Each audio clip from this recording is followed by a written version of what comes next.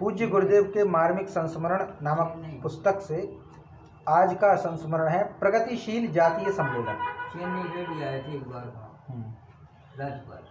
मथुरा में गुरुदेव ने एक बार प्रगतिशील जातीय सम्मेलन आयोजित किया, जिसमें हमें भी डबरा से आमंत्रित किया गया था। पूज्यवर उपजातियों का बंधन समाप्त करना चाहते थे। आज अनेक उपजातियां बनने से कई समस्याएं पैदा हो गई हैं। विवाह इत्यादि में तो इसी कारण भारी अड़चनें आती हैं। उपजातियों की कट्टरता को समाप्त किया ही जाना चाहिए और अपनी छोटी परिधि को समाप्त कर बड़ी जाति की सीमा में विस्तृत कर देना चाहिए।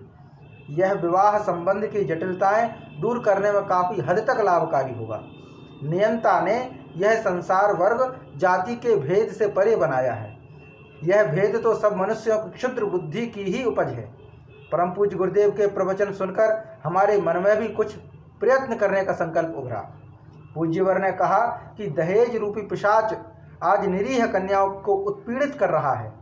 कितनों की ही जीवन लीला विवाह के पूर्व एवं बाद में इसी राक्षस के कारण समाप्त हो गई है। इन बेटियों के प्रति करुणा को जगाना चाहिए।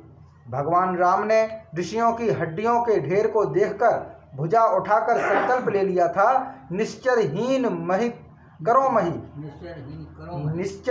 करो मही। आज समाज, संस्कृति, राष्ट्र पर चारों तरफ से कुरीतियों, कुप्रथाओं तथा अनाचारों के आक्रमण हो रहे हैं। ऐसे समय में अकर्मण्य, आलसी, विलासी बनकर बेखबर रहना समाज के प्रति कर्तव्यहीनता ही कही जाएगी। समाज में धूमधाम से बेतुके खर्चीले विवाहों का प्रचलन रोकें। प्रेरणाप्रद वातावरण में सामूहिक आदर्श विवाहों का आयोजन करें। हमने 15 पुस्तकें इस विषयों पर प्रकाशित की हैं। उन्हें घर घर जाकर पढ़ाने का क्रम बनाएं। अपना समय, श्रम, धन कुरीतियों को दूर करने में लगाकर इस अति विशिष्ट समय का योग धर्म पालन करें। जो हमारे विचारों को एक कान से सुनकर दूसरे कान से निकाल देते हैं, उनसे हमें कुछ नहीं कहना है। जिन्होंने हमारे विचारों को हृदय में धारण किया है, उन्हीं से हमें बड़ी आशा है। पूज्यवर के इस मार्मिक उद्बोधन ने हमारे अंतःकरण को झकझोरा।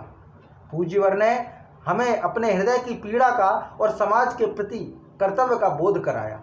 हम 15 पुस्तकें खरीद कर ले आए। खूब मन लगाकर आद्योपांत पढ़ी, मनन चिंतन किया। घर घर झोला पुस्तकालय द्वारा इन पुस्तकों को पढ़ाने का क्रम भी बनाया। हमारे एक आत्मीय स्वजन श्री रंगीलाल जी थे। उन्हें इन पुस्तकों को पढ़ने के लिए दिया। उन्होंने गुरुदेव के विचारों को पसंद किया और भी पुस्तकें पढ़ने की उनके मन में रुचि जागी। वे हमारे पास आकर पुस्तकें ले जाते, पढ़ने के बाद वापस दे जाते। यह क्रम चलता रहा। मथुरा से पूज्यवर का रचा हुआ सारा साहित्य मंगा लिया था।